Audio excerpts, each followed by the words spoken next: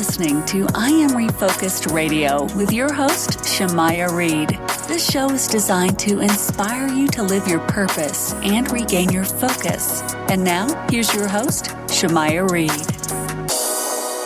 Hey, welcome to I Am Refocused Radio. We are here once again, and today we have another show lined up for y'all today. We are going to talk to Miss Beth McDaniel. She is the president of one of the leading carbon capture coating companies in the world. And we're going to learn a little bit about her story, how she got involved in business, and a little bit all about the business. The website is reactivesurfaces.com. First and foremost, I want to welcome Miss Beth to the show. So how are you doing today? I'm doing great. Thanks so much for having me. Appreciate your time. So before we talk about Reactive Surfaces and learn a little bit more about the company, tell us a little bit of background of you and how you got involved in entrepreneurship. Yeah, well, that's been kind of a part of my life for most of my life because my dad was a scientist, biochemist. None of his kids, unfortunately for him, ever grew up to be scientists, but we did a lot of entrepreneurial things where, he was in the chemical business, but we would have, a house on the side that we would rent out and fix up and stuff like that. And that kind of grew into apartments and grew more towards a real estate end of things. So we were involved in commercial real estate and just general business. And I went to college and studied finance at the University of Texas and thought that I wanted to be a banker or financial advisor. I did that for a while when I got out of school. And then I was like, not interested. It just didn't have that meaning. It wasn't meaningful to me. It felt like people were just kind of gambling, buying stuff that they didn't know in the stock market and then selling it. And it didn't seem like they really understood what they were doing. So that was not my bag, but I'm glad I have that background now because the business background has definitely helped me out. And then I worked for a while and then I went to law school in Houston, South Texas College of Law, and studied to be an attorney. So then I became an attorney. So still nothing having to do with science. And then I was in real estate, land development afterwards. And then I became kind of a general counsel within businesses where I would do their legal work, more their contract stuff, and just general business legal work. And then and then I married a scientist is really the anticlimactic part of my story. No, it was the greatest part of my life. And he's a great scientist and he was just starting a business and I got involved in that. And that business is called Reactive Surfaces. And so and that's the business that we have developed a number of different technologies that we feel address very existential issues and that humans face. And so we're here to help in the way that we can, which is making paints and coatings, do something to react to their environment. So that's how I ended up getting into science. And I know a lot more about science than I used to, but I'm not the scientist. I'm more of the business development person and the president of the company. And then we have a scientific team and in a lab in Hattiesburg, Mississippi, in which alongside a university there called the University of Southern Mississippi, and they specialize in paints and polymers. And so, so I'm not doing the science, but my husband and his team are on the science team. And with that said, what was the core focus with Reactive Surfaces, and also you guys work with a lot of important people in the world, if I can say that. I think they are. We definitely work for important people, and that is just humanity, okay? I mean, we got kids and grandkids, and we want to leave a better world for them. And so Reactive Surfaces, what we do in Reactive Surfaces is a combination of two different scientific disciplines, which is biochemistry or biotech with material science. In our case, that's paints and coatings. And our team, like I said, is professional coatings company. We don't manufacture things. We're just strictly in the innovation side of paints and coatings. And the way that we merge those two disciplines are we kind of turned the industry on its head a little bit, because in the paint industry, a lot of people have never really thought about this, but paints, they spoil. Okay, so they degrade and they spoil. They get microbes in them and they spoil. And usually, in the case of paint companies, they don't want to put things like biological molecules in their paint because they cause spoilage. Or that was the predominant thought in the industry. And in the way that we turned it on its head is that we started putting things like that are naturally occurring. They're non-toxic. They're all over you, like enzymes and peptides that are all over you right now and all of us. And so they're naturally non-toxic. And in fact, they're the things that kind of help us live, and they have functionality in nature. So there's, for instance, a lipase, an enzyme that breaks down greases, fats, and oils in nature. And that's not, we already know that functionality. That's not our science. What we do is we harness that power of that functionality, and we put that into a coding system and ask it to do in the coding system what it does in nature, and keep on doing it. Like an enzyme, as you know, keeps on working, right? So as long as the enzyme is in our paint, and that is the art of what we do, is to make it keep on working in the paint. As long as that paint is there, it's enzymatically active.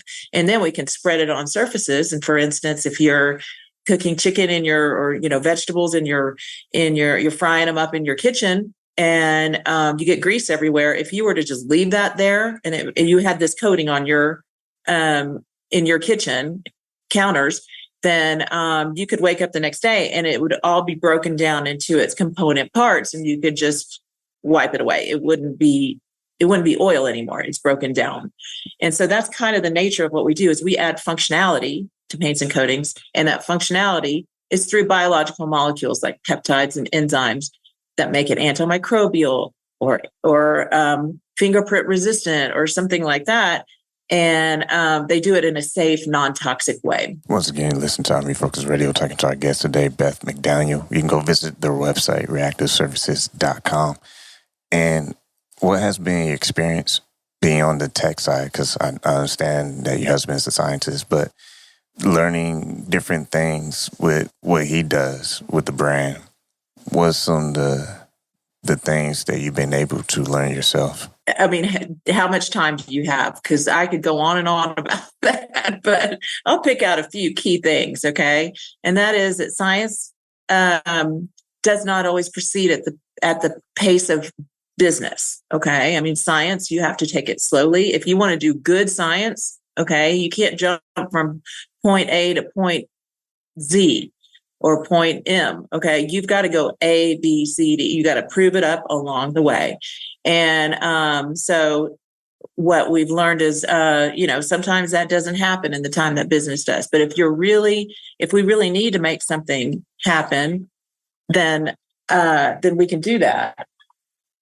And it just might take a little bit longer than you thought. When you look at the whole debate of everyone talking about, climate change and this and that, what's some of the myths out there, if you will, that people kind of talk about that's not always understood? Well, people get confused in deciding, whether it's man-made or not, a man-made problem. We are where we are. And there are definite tipping points that we're going to pass if we keep on in the trajectory that we're going. So it doesn't really matter even how we got here. Sure, there are natural climate patterns that occur, and that's usually the argument. And the people will say, "Oh, we're just in a natural climate change period," and that might be true, but because of all of the man-made emissions, that's going to send us over a tipping point. And if you really look at the trajectories of the increase in temperatures and extreme weather, we're in it. Okay. We're in it, and we're going to have to do something about it. There is not a choice anymore. We're going to start passing up tipping points. Like, if we go above 1.5 degrees Celsius over pre-industrial levels, and we're at about 1.1 right now. Once we go up to 1.5, like all of the, coral reefs in the ocean will start to die, and they already have started, but we might not be able to reverse it if we get too far into it. And we are going to pass up 1.5 probably in the next few years because of El Nino and some other things. And we're going to have to pull it back down. And I'll give you one other thing. This is because we are in the climate. We've developed a climate change technology in Reactive Surfaces. It's a paint that pulls down CO2 from the ambient air or from an industrial slipstream, let's say, like in a manufacturing facility. And so that paint pulls down CO2 and will hold it in the paint so that it's not re-released. Like in natural systems, that's what happens, is it's re-released in a natural system. And so what we are trying to do is what's called carbon removal. And carbon removal is not the same as reducing the impact or mitigating emissions. So, for instance, if you got a steel manufacturer and their emissions are really high, they need to bring those down. Carbon removal is something different. That's just pulling out CO2 from the ambient air, and it's what we call net negative technology. In addition to emissions reductions, we are going to have carbon removal technologies alongside that, working at the same time, to be able to not pass up those tipping points.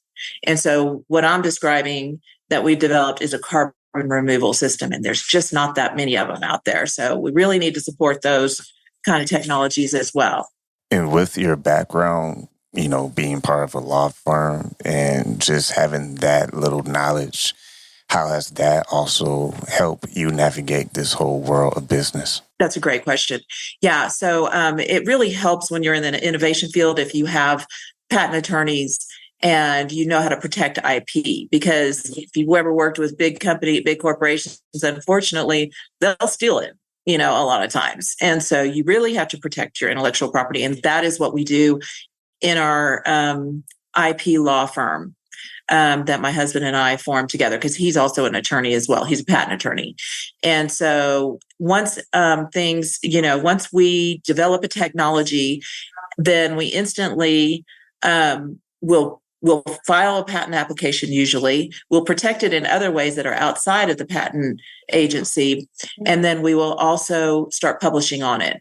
And once we publish it, and, we don't publish before we patent, right? Or protect it in some other way that we decide is the best way for that technology.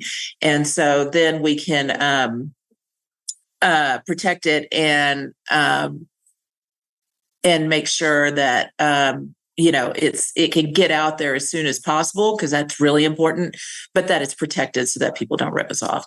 So on reactivesurfaces.com, you have a page where it's dedicated for frequently asked questions. Someone listening right now, and, they are really informed, educated on this topic.